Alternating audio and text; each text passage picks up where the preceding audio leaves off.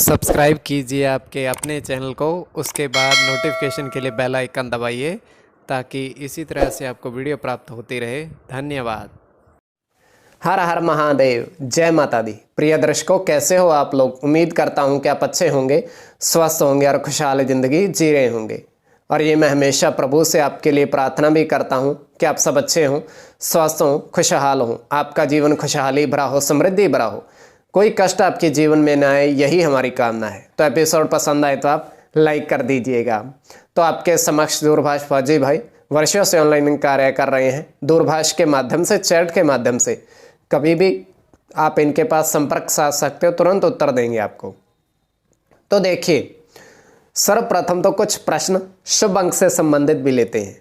तो कोई भी आपका प्रश्न हो, निःशुल्क कोई भी आपसे धनराशि हम नहीं लेते हैं, तो आप कमेंट में बताइएगा, हम आपके प्रश्नों का उत्तर देने की चेष्टा करेंगे। बाकी भोले बाबा की इच्छा है। हम कौन होते हैं उत्तर देने वाले? सब प्रश्नों का उत्तर भोले बाबा ही देते हैं, तो हम तो सिर्फ थोड़ा बहुत प्रयत्न करते हैं। तो चलिए, सर्वप्रथम तो आपको कोई भी प्रश्न हो, जितेंद्र कुमार जी का प्रश्न हो, वर्तमान इस महीने में अचानक धन प्राप्ति के लिए वो प्रयासरत हैं, लॉटरी के लिए, शेयर मार्केट के लिए। तो इस महीने में वो प्रयासरत हैं, क्या उसमें अंक की सफलता आपको मिलेगी या नहीं मिलेगी? शुभ अंक के लिए भी वो प्रयत्नशील हैं, तो धनराशि क्या उस पर खर्च करें या नहीं? देखिए, वर्तमान में, इस समय में, इस महीने में आपको अचानक धन प्राप्ति का संयोग जो है 100 में से 20% ही है। 100 में से 20% ही है। अगर आप धनराशि 7 दिन उस पर खर्च करते हो तो एक दिन आपको लाभ का प्राप्ति होगी, मतलब हानि का योग प्रबल। तो इस महीने में आप रुकिए, धैर्य धरिए, प्रभु का ध्यान कीजिए। अगले महीने में आप देखिएगा कि अचानक धन प्राप्ति होती है या नहीं होती है, ये अगला महीना बताएगा। द्वितीय प्रश्न था 8/10/1973, पंजाब में इनका जन्म हुआ है, जैतो का।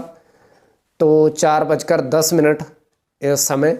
तो उन्होंने पूछा था कि अच्छा समय कब आएगा। तो देखिए, अच्छा समय वर्तमान में, एक चीज आप ध्यान रखिएगा कि देखिए, अचानक धन प्राप्ति का संयोग तो बनता है आपके जीवन में, किंतु गड़बड़ कहां होती है? नजर दोष की। आप पीड़ित नजर दोष से हो जाते हो। चंद्रमा ऐसी स्थिति में है, तो नजर दोष के कारण ही आपके जीवन में थोड़ा सा बदलाव आता है। तो आपका जो समय है, उपाय करिएगा, उपाय के द्वारा ही आप थोड़ा बहुत लाभ ले सकते हो। आप हर सोमवार को भगवान शिवलिंग पर दूध मिश्रित गंगा जल अर्पित करिएगा, और वहां पर जितना समय आप गुजार सकते हो, जाप कर सकते हो तो करिएगा। ओम नमः शिवाय, यह आपके लिए बड़ा लाभप्रद रहेगा।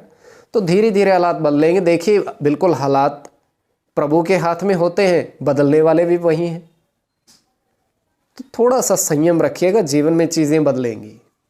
तो चलिए, स्वप्न। अब स्वप्न अलग चीज है, और आपको अगर ये जानना है कि आने वाले समय में कौन सा संयोग बनता दिखाई दे रहा है आपके जीवन में, धन प्राप्ति का होगा नहीं होगा, तो आप पूछ सकते हो। तो चलिए, अब हम आपको बताते हैं आज स्वप्न तृतीय पहर। और कोई भी आपका स्वप्न है, उस पर भी गणना करवानी है तो आप कमेंट में पूछ सकते हो। तो देखिए, तो स्वप्न कल्पना मात्र, किंतु अगर आपकी रुचि है तो सब्सक्राइब आप अवश्य कर लीजिएगा। चलिए, स्वप्न में हम देख पा रहे हैं कि फूलों का एक क्यारी है, बड़े सुंदर पुष्प खिले हुए हैं। और पुष्प क्या हैं? पुष्प बुद्ध के प्रतीक और शुक्र के भी प्रतीक माने जाते हैं।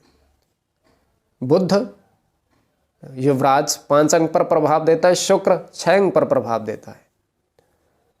पुष्प खिले हुए हैं, बहुत सुंदर पुष्प, और वहाँ पर 3 लड़के उसकी रखवाली कर रहे हैं और उसने एक कॉपी पकड़ी हुई है जिस पर वो हिसाब किताब लिख रहे हैं। प्रथम वो लिखा, लड़का एक ही लिख रहा है, बाकी दोनों वैसे बैठे हुए हैं। उसने लिखा गुलाब, और गुलाब के आगे उसने लिखा 15 36 65। फिर उसने लिखा क्या कहते हैं आपका गेंदा 05 16 और 87, 8 और 7। तृतीय जो उसने लिखा, उसने लिखा चमेली पुष्प, तो 02 04। इस तरीके से देखिए, वो सिर्फ उसके मूल्यांकन कर रहा है या कैसे भी कर रहा है, वो हम जो हमने देखा वो हमने बता दिया, केवल सपने की बात, स्वप्न की बात है ये। अब आपकी दृष्टि के ऊपर आप कोई भी प्रश्न आप पूछ सकते हो निःशुल्क, कोई धनराशि आपसे नहीं लेते हम।